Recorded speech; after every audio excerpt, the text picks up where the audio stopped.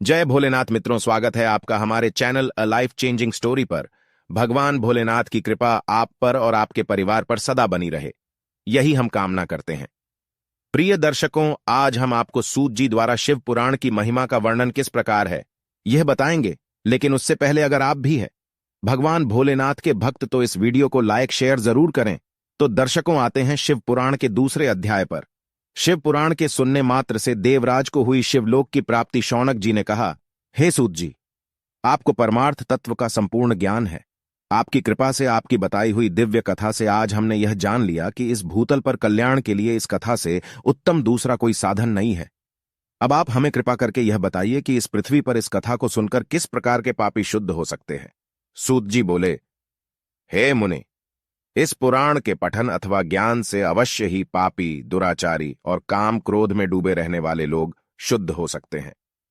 कुछ प्राचीन इतिहास का वर्णन मुनियों ने कुछ इस प्रकार से दिया है, जिसके श्रवण या पठन से पापों का संपूर्ण नाश हो जाता है। प्राचीन काल की बात है। एक नगर में एक ब्राह्मण रहता था, जिसका नाम देवराज था। वह ज्ञान के विषय में बहुत ही दुर्बल, दरिद्र और वैदिक धर्म से विमुख था। वह अपनी दिशा से भ्रष्ट हो गया था और वैश्यवृत्ति के कामों में लगा रहता था। उसे स्नान, संध्या आदि कामों का ज्ञान नहीं था। वो हमेशा उस पर भरोसा करने वाले लोगों को ठगता था।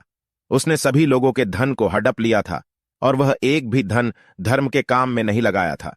एक समय पर वह घूमता हुआ प्रतिष्ठान पर पहुंच गया था। वहां बेहद सारे साधु महात्मा इकट्ठे हुए थे। वहां पर एक शिवालय था। उसकी नजर उस शिवालय पर पड़ी। उसको यह सब देख ज्वर आ गया, जिसे उसे पीड़ा होने लगी। इस शिवालय पे एक ब्राह्मण शिव पुराण कथा कह रहा था। तब वो ज्वर में पड़ा हुआ ब्राह्मण भी उसे निरंतर सुन रहा था। एक महीने के बाद वह ज्वर से अत्यंत पीड़ित होने लगा और फिर चल बसा। यमराज के दूत आकर उसे बलपूर्वक पाशों से बांध कर ले गए। तभी वहां पर भगवान शिव के पार्षद गण शिवलोक से आ पहुंचे। उनके स्वरूप का वर्णन इस प्रकार है। वह उज्ज्वल दिख रहे थे। उनके हाथों में त्रिशूल थे। उनके अंग भस्म से उद्दसित थे। उनके गले में रुद्राक्ष की मालाएं थीं।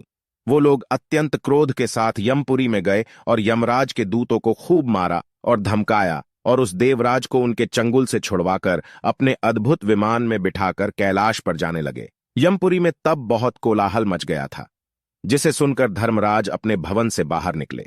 तब भगवान शिव के उन दूत को देखकर धर्मराज ने अपने ज्ञान दृष्टि से सब कुछ जान लिया और उनकी पूजा की। उन्होंने भय के कारण उन दूत को कोई भी प्रश्न नहीं किया और फिर वह दूत कैलाश को निकल गए और वहां पहुंचकर उन्होंने देवराज को भगवान शिव के हाथों में सौंपा। इस प्रकार शिव पुराण दूसरा अध्याय समाप्त हुआ।